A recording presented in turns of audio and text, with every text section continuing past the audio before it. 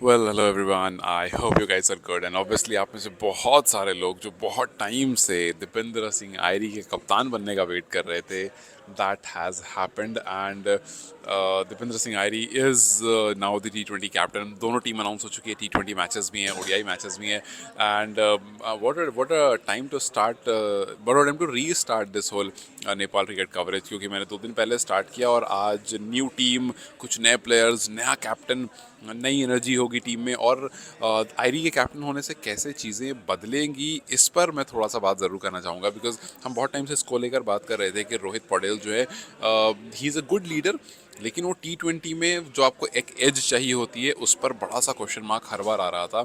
And now that आयरी is the captain, पहली चीज़, आयरी के अंदर वो मेंटालिटी है जो उनको T20 वाला प्लेयर बनाता है। दूसरी चीज़, आयरी रिसेंटली पीएसएल या फिर उससे पहले भी अलग लीग्स में रह चुके हैं, विच मीन्स वो अलग ड्रेसिंग रूम में रह चुके हैं, विच मीन्स वो एक्सपीरियंस्ड प्लेयर के साथ T20 फॉर्मेट शेयर कर चुके हैं। So he knows strategies in a much better वे।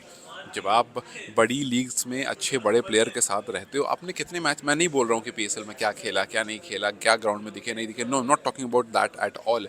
मैं बस ये कह रहा हूँ कि जब आप वहाँ गए, जब आपने ड्रेसिंग रूम शेयर करा, बड़े प्लेयर्स का ड्रेसिंग रूम शेयर करा, एक्सपीरियंस्ड प्लेयर का ड्रेसिंग रूम शेयर करा, उनकी स्ट्रैटेजीज में साथ में रहे, उनकी कोचिंग में साथ में रहे, that thing helps a player a lot. क्योंकि आप संदीप लामिछाने की बात करो या किसी की बात करो, जब दूसरी लीग में प्लेयर जाता है ना, तो उसमें जो सबसे बड़ा हेल्प उनको मिलता है वो यही मिलता है कि आपको you get this entire experience, और वो आप आकर के अपनी सेम कंट्री में, अपनी सेम टीम में, that you use and that is something which is very much helpful. तो वहाँ पर एक चीज़ है जिससे हमें बहुत ज़्यादा उम्मीद है कि दीपेंद्र सिंह एरी जो हैं वो अभी रिसेंट एक टीम का एक अच्छी सक्सेसफुल लीग का पार्ट रह कर आ चुके हैं, और उसमें जो वहाँ उन्होंने कोचेस से, प्लेयर्स से, उनकी ट्रेनिंग स्टाइल से, उनकी स्ट्रैटेजी स्टाइल से सीखा होगा, वो आई एम वेरी श्योर कि आकर के यहाँ पर यूज़ करेंगे। अपार्ट फ्रॉम दैट, पीएसएल में we have seen that he has been good in PS sorry in NPL.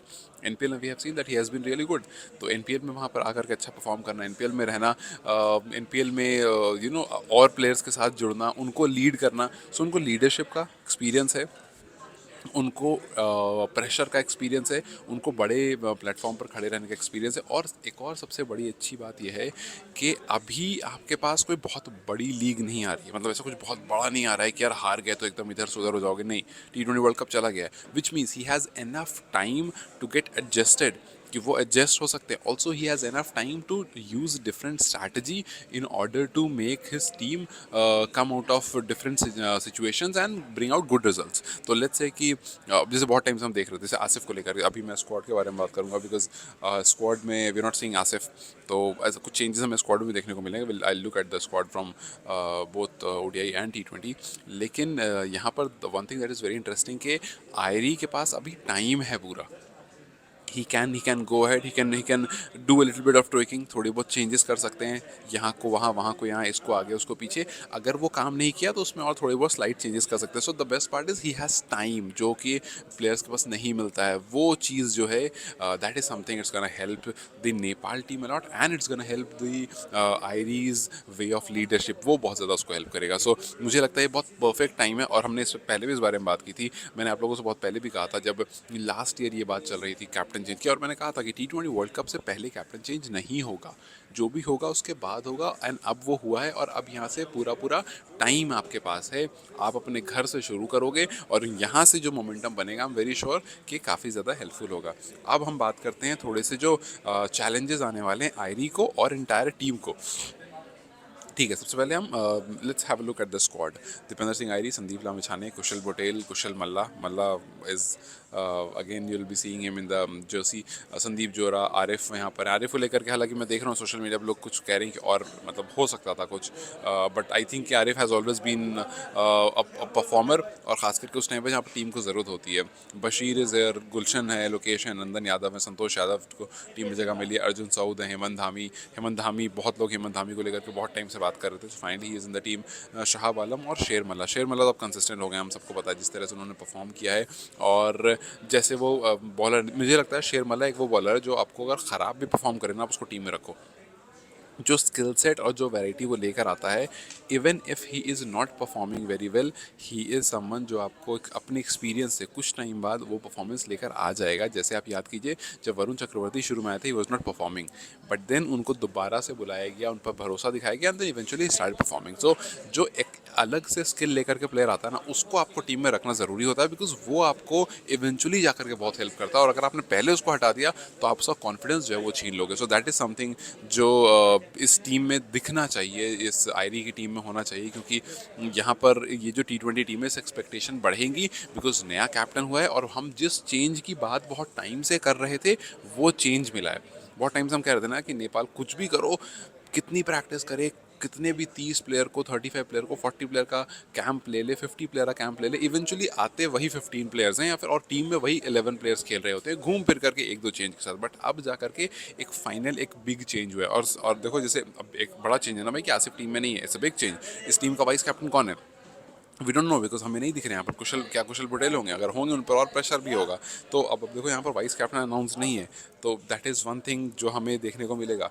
दूसरा, if I talk about the ODI ones, ODI में भी हमें कुछ प्लेयर्स देखने को मिले, और उसकी वजह से भी कुछ प्रेशर जो है वो सीनियर प्लेयर्स पर बनेगा। अब जैसे अगर मैं ओडीआई की बात करूँ, तो रोहित कैप्टन है obviously, Dipendra Singh आयरी vice captain है, फिर कुशल पटेल, आसिफ यहाँ पर हैं, भीम शर्की हैं यहाँ पर, ठीक है, सारे ओडीआई वाले प्लेयर हैं, आरिफ हैं, बशीर हैं, गुलशन है। मुझे ओडीआई की टीम कंपैरेटिवली T20 से ज़्यादा अच्छी और स्ट्रॉन्ग दिख रही है।